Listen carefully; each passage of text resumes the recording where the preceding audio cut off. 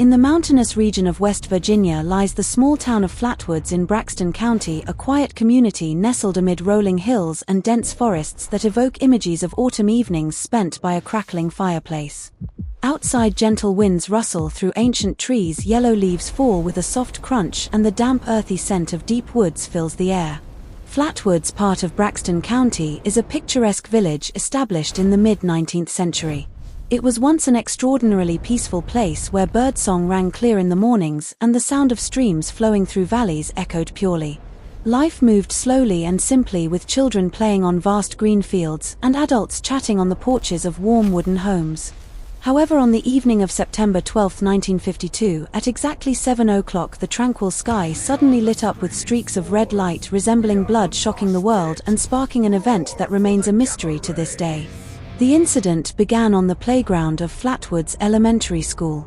Brothers Freddie May and Edward May, along with their friends Tommy Heyer and Neil Nunley, 4 boys in total, were enjoying themselves on the green grass after school. They laughed and chased each other, casting small shadows against the setting sun. Suddenly, everyone stopped and looked skyward. A massive fireball, glowing brightly like a meteor but moving much slower and emitting a reddish hue, passed overhead. It produced a terrifying whistling sound as it cut through the wind, flying low enough that intense heat could be felt. The object crashed into a hill behind the Sutton farm, only a few hundred meters from the school. The impact resonated like a dull explosion, shaking the ground and leaving the boys pale and terrified. Yet their curiosity overcame fear. Breathless, they ran home, shouting to adults that a star had fallen and they had seen it descend. Hearing the children's accounts, Kathleen May, the mother of Freddie and Edward, along with 17-year-old Eugene Lemon, a sturdy member of the West Virginia National Guard, grabbed flashlights and decided to investigate. The group grew to 7 or 8 people as curious neighbors joined. They followed a winding red dirt path up the hill. Night fell quickly, bringing bone-chilling cold, with only the sound of dry leaves crunching underfoot and heavy breathing audible. Kathleen May's loyal hunting dog accompanied them, but as they neared the site, it growled, tucked its ears, and fled home in panic. Upon reaching the location, the group fell silent. A large smoking crater marred the ground, but no meteor fragments or burning rocks were present. Instead, a pungent odor of burned metal permeated the air, stinging eyes and throats, causing coughing and tears. The atmosphere felt heavy, almost suffocating. Then from bushes about 10 meters away came a horrifying hissing sound, like steam escaping a massive machine. Flashlight beams revealed the entity simultaneously to all. The being exceeded 2 meters and 40 centimeters in height, with a slender yet unnaturally large body, standing upright like a human but utterly inhuman. Under the light, its skin gleamed greenish like wet leaves, its head round but protruding at the back, resembling a heart shape or inverted pyramid with no distinct neck. Its eyes were large, round, and glowed red like car headlights, emitting a blinding orange-red radiance. The lower body appeared covered in shiny metallic material or pleated skirt-like folds, evoking a classical spacesuit, but far more frightening and bizarre. It did not walk but glided over the ground, producing metallic scraping noises and a strong sulfur smell. The group froze in terror for several seconds. Eugene Lemon, the largest among them, later recalled feeling as if his heart stopped and nearly dropping his flashlight. Kathleen May screamed, and everyone fled down the hill in madness, crying and calling out to one another in sheer panic. Returning to the village, they knocked on doors, recounting what they had seen. Some believed them, while others dismissed it as a mistaken sighting of a deer or bear in the dark. But the entire group insisted they were not insane and it was something not of this earth. They planned to return in daylight for evidence. The actual event commenced around 7:15 in the evening on September 12, 1952, with additional witnesses, including a boy named Ronnie Shaver, bringing the primary eyewitnesses to 7. That night, meteor sightings were recorded across 3 states: Maryland, Pennsylvania, and West Virginia. The United States Air Force investigated through Project Blue Book but classified it as unsolved. Witnesses later reported symptoms such as vomiting and throat irritation, likely from excessive excitement and exposure to toxic gases. 1 month later, on a clear afternoon, Kathleen May and Eugene Lemon returned to the site with local newspaper reporters and photographers equipped with cameras and radiation detectors. Grass around the impact area had burned in a perfect circle, and the soil was compacted as if pressed by tens of tons of weight. They discovered thin, shiny metallic fragments smelling of oil, many believing them to be pieces of the being's clothing. As sunset approached, the air grew heavy again with the return of the sulfur odor. From deep in the forest, red eyes reappeared.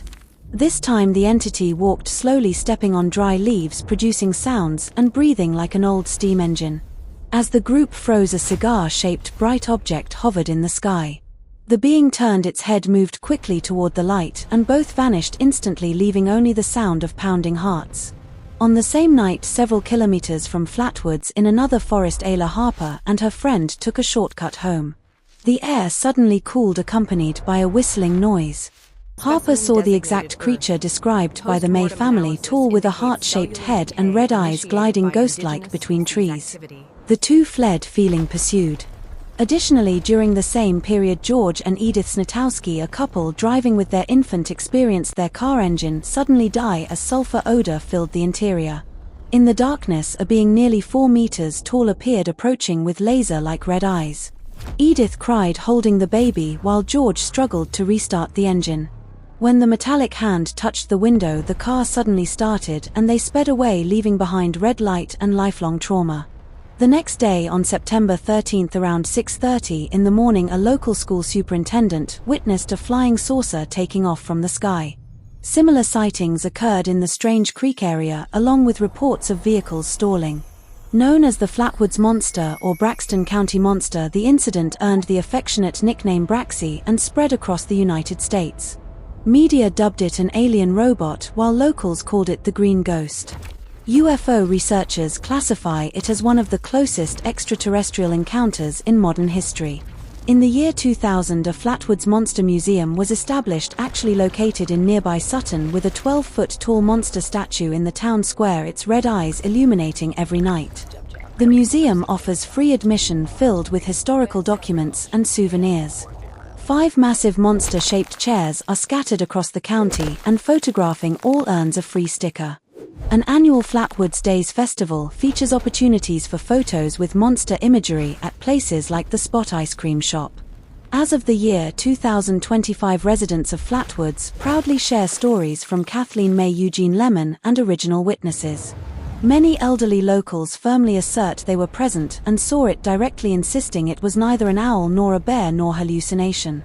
Scientists remain divided, with one side viewing it as evidence of a UFO crash and extraterrestrial visitation, while the other explains it as collective hysteria triggered by a meteor, combined with a distorted view of a barn owl perched in a tree under flashlight beams, casting long shadows to appear gigantic.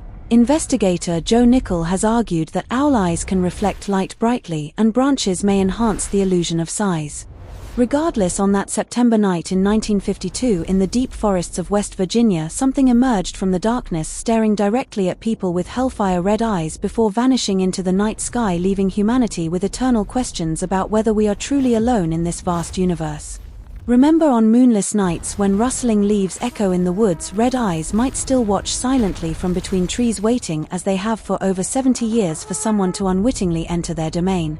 This incident holds a significant place in American UFO history, inspiring elements in video games like Fallout 76 and television dramas such as Project Blue Book. Today, Braxton County continues to attract tourists, with the legend symbolizing the mysterious allure of West Virginia. The Flatwoods Monster Museum in Sutton remains open, free to the public, housing extensive collections of artifacts, memorabilia, and visitor information, while the town embraces its role as home of the Green Monster. Annual conventions and events keep the story alive, drawing enthusiasts from around the world to explore one of the most detailed and enduring close encounter cases of the 20th century. Despite ongoing debates between believers in extraterrestrial origins and skeptics favoring natural explanations, the Flatwoods Monster endures as a cornerstone of paranormal folklore, captivating new generations and ensuring the events of that fateful evening continue to spark wonder and debate. More than 7 decades later,